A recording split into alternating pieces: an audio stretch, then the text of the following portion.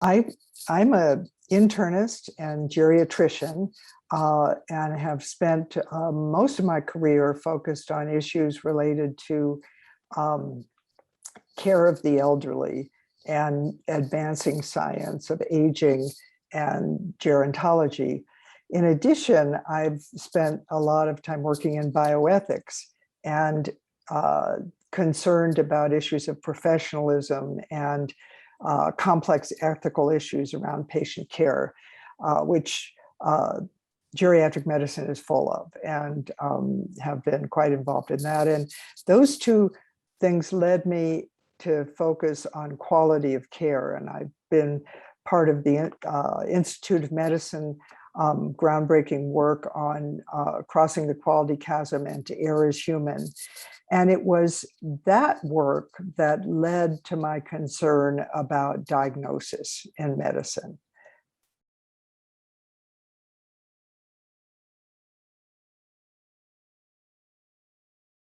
As an internist, one of the things that internal medicine as a specialty in medicine really focuses on is making the right diagnosis for a patient, often in very complex situations. And in the whole advance of the quality movement and measures to really document quality and make it possible to improve it and patient safety, we never have had, and we still don't have any way to really know how many mistakes in diagnosis are made. Almost every quality measure assumes that you have the diagnosis and wants to know, did you manage it correctly? So that's where the Institute of Medicine then launched its report on diagnosis in medicine. I was part of that committee as well. So as we think about issues of equity, in 2021, understandably, we mostly think about racial inequities in healthcare and sometimes gender. There's been a lot of documentation that often women don't get the same considerations, particularly around issues like heart disease, et cetera. But rarely do we think about age as an issue of equity. And here's a place where there's a special risk for misdiagnosis. And that's the reason that I'm excited to be part of this and looking forward to the discussion.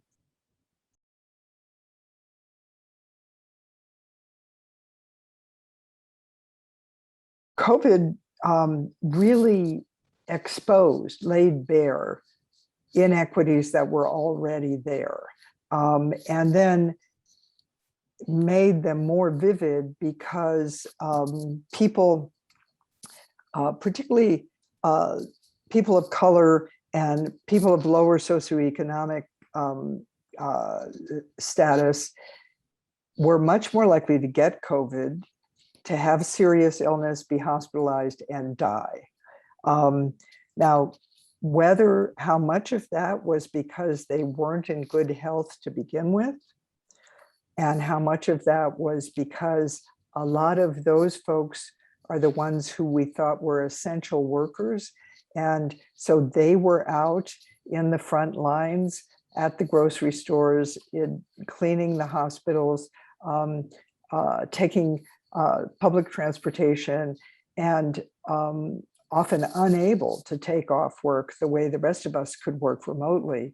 And so they were at greater risk too. So there's a lot of research being done about what exactly the dynamic was, but there were certainly a number of really striking high incidence of all of the bad things of COVID happened with people who are also in disadvantaged groups for other reasons. Now, the other category where the death rate in particular was much higher was in older people. And that's why you saw early on the push to get vaccines sooner to older people, especially people who are frail and in congregate living or nursing homes, where people were at very high risk because it's a closed setting and they can't go outdoors and there's not that opportunity for social distancing.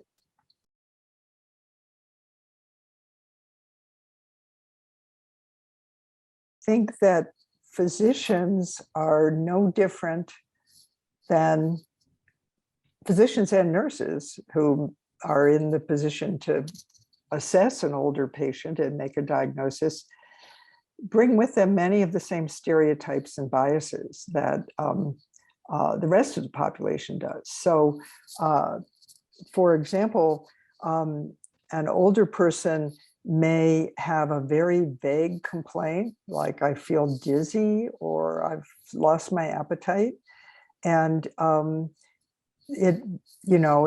I can't sleep. And a lot of times people say, well, that's just old age. But in fact, often it can be a signal for some fixable, some treatable illness that really can impair the function of the older person. So that's the first thing, that symptoms often can be more vague. The second point is that whereas one of the challenges in general in medicine is if you see a person with multiple different symptoms, to try to find a single explanation, a single diagnosis. That's called Occam's razor. And we all learn that in medical school. Well, often in older people, it's just the opposite. You might have one symptom, like dizziness, I mentioned, for example. And actually, there could be several contributing factors to that. The person could be having episodes of low blood pressure related to needing to change their blood pressure medication. They could be having some cardiac abnormalities that are contributing to that. There could be a number of different things that lead to weakness, or a ENT problem that contributes to that. And so you have to really be able to look at the whole picture, all of the medical conditions, as well as the social situation, as always, that the person finds themselves in. But there was always a joke that we used to tell our fellows in geriatrics, which was a famous professor of medicine who, as he was getting older, became a real proponent of the field of geriatric medicine. And he would say he goes into the doctor and says he complains his knee hurts, and he's 85 years old. And the doctor says, well, what do you expect? You're 85 years old. And he says, yeah, but the other knee is also 85 years old. So, you really need to look at what does the person really need to function optimally in their life, and not create categories out of just chronological age.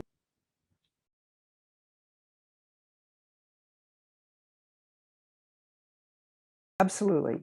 Absolutely. And here's a couple of reasons. One is, in geriatrics, first and foremost, you look at the whole picture, all of the medical conditions and the social setting, the family situation. So that's a principle that will help other vulnerable patients as well.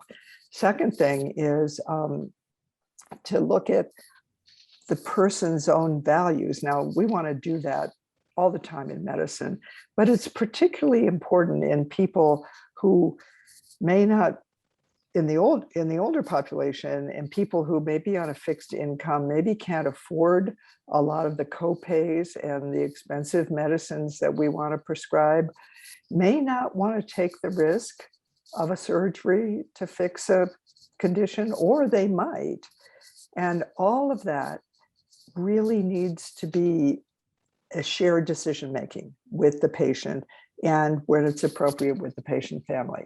The same thing is true for patients in other vulnerable categories. We really need to understand their values, what they care about, and what their goals are for medicine. And, sometimes find ways to maybe have a less costly approach to diagnostic ordering, and think about really working with the patient about how many buses do you have to take to get to that MRI scan? And would you have to take off a whole day of work? For many people, that's not an issue, but we need to think about it. It's not so simple for everyone.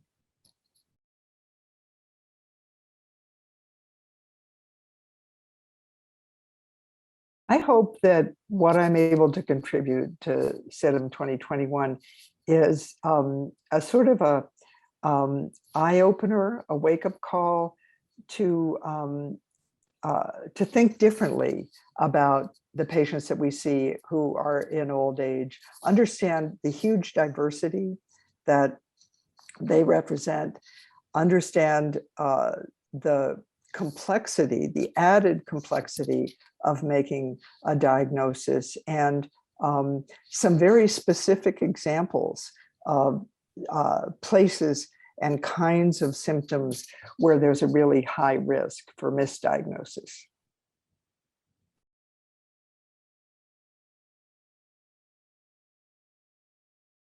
I love SIDM, and I feel like I've kind of been part of it from the very beginning. And it's full of really important insights about how we think about medicine and how we think about patient care and patient-centered care. And so this year, putting it in the context of disparities could not be more timely and more important, as I think the whole nation is really rightly so riveted on this question of how do we provide the best care for everyone.